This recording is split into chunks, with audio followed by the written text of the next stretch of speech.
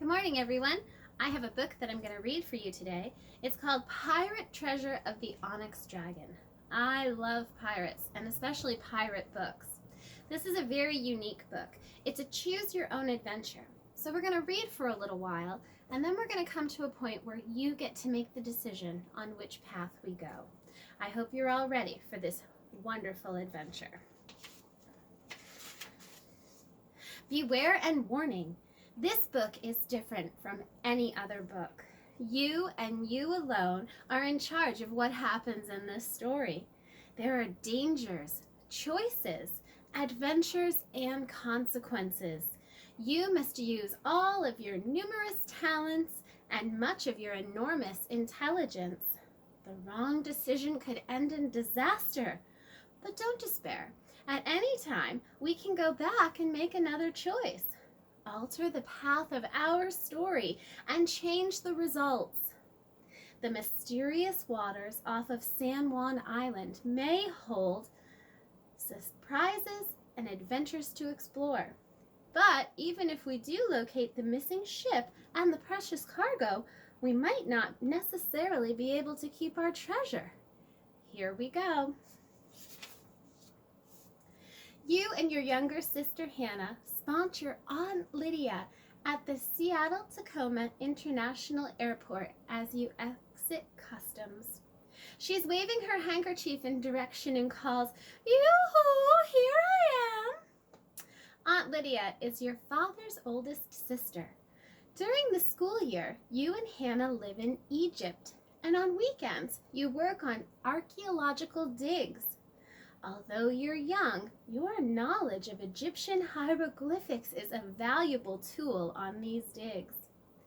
Ever since your father disappeared on a dig several years ago, your aunt has insisted that you and Hannah spend your summers at the family house on San Juan Island. Dusty trenches in foreign countries during blazing hot summers are no place for you and your younger sister, she maintains. While you're away on San Juan Island, your mother continues to work on the dig, thinking your aunt's invitation for the two of you to spend the summers in cooler climate is a splendid idea. Every time you return the majestic beauty of the Pacific Northwest, you agree. Aunt Lydia commandeers a red cap for your luggage, and the three of you walk into the bright sunshine. Wherever you see Seattle, you smile to yourself. Although it definitely rains in the Pacific Northwest, summers tend to be sunny, comfortable, and warm. Lydia is a famous historian, known around the world for her expertise in Asian art. Within your family, she's known for being rather eccentric. She has a strange style of dressing. Today, Aunt Lydia looks like she's headed out on a safari. Leather boots, a green linen skirt and jacket, a pith helmet, and a pointed walking stick. She's quite unusual, but she's also your favorite relative. Last summer, you found your father's high school diary at the bottom of an attic trunk. In it, he wrote about his search for the treasure ship that sunk off the coast of San Juan Island. Day 63 in my search for the sunken ship, the Onyx Dragon. Have told Lydia about my discovery of Great Uncle McGregor's letter. She seemed strangely upset and tried to warn me against continuing my search. As a precaution, I have ripped the directions off the bottom of the letter and hidden them. I don't want any more of Lydia's pesky interference with my plans. According to the research you've done over the past few years, the Onyx Dragon has never been found. You've spent hours trolling the internet for ancient Northwest shipping routes, shipping cargo manifests, and tales of undiscovered treasure and drowned boats. You subscribe to an amazing wreck website and a recovered artifact database. You've even discovered an obscure natural archive that keeps records of violent storms and the ships that they've claimed. The Onyx Dragon is prominently featured in year 1952. All year long, you've been planning to continue your father's search for the ship. Any chance we could look for treasure? The ship? The Onyx Dragon? You ask Aunt Lydia hopefully. For a moment, your aunt looks stunned as she whisks you off to San Juan Island in her vintage 1969 Lamborghini. That ship has been down on the bottom of the Sound for more than 130 years. If no one has found it yet, I doubt they ever will. She laughs and presses down on the accelerator. Her car careens around the corner. At times you swear you hear the vehicle traveling on only 2 wheels. You try and calm your nerves by making more conversation. Come on, Aunt Lydia. Tell me what you know about the sinking of the treasure ship, you shout as the engine roars. Aunt Lydia turns her eyes on you. She slows enough for her voice to be heard. The Onyx Dragon was loaded with precious cargo.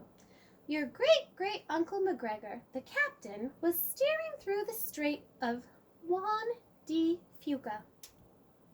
The strait is the passageway from the ocean to Puget Sound, and it's prepared with over 400 islands.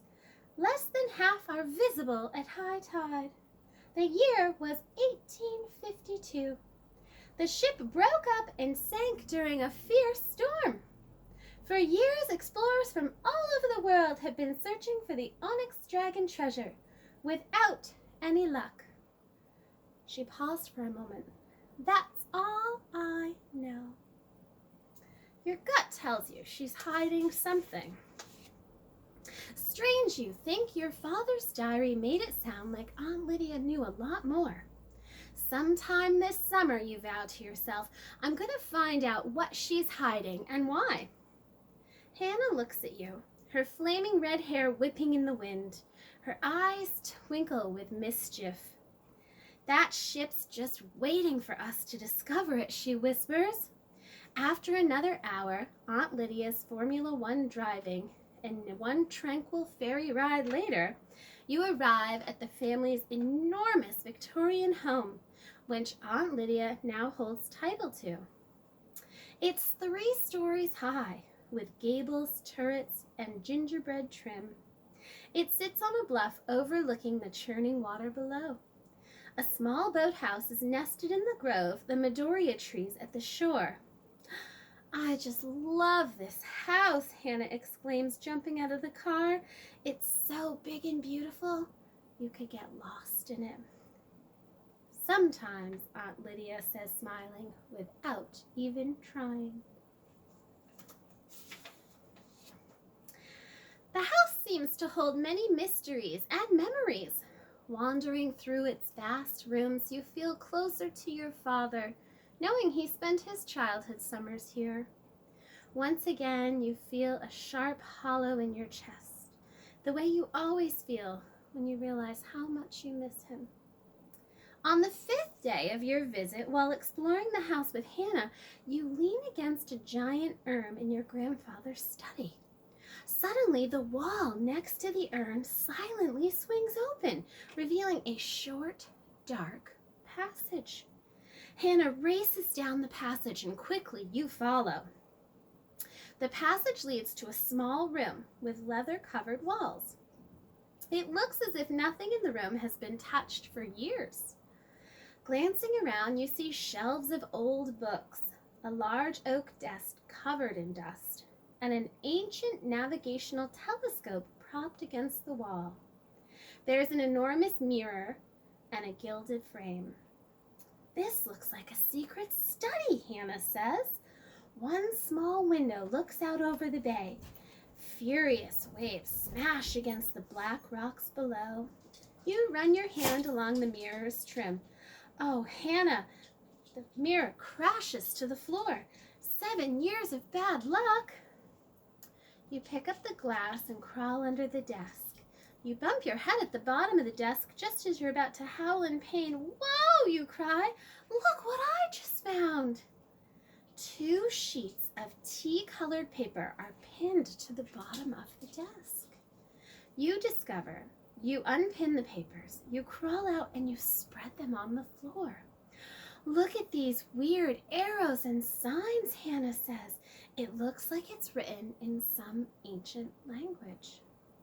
Hardly, you reply.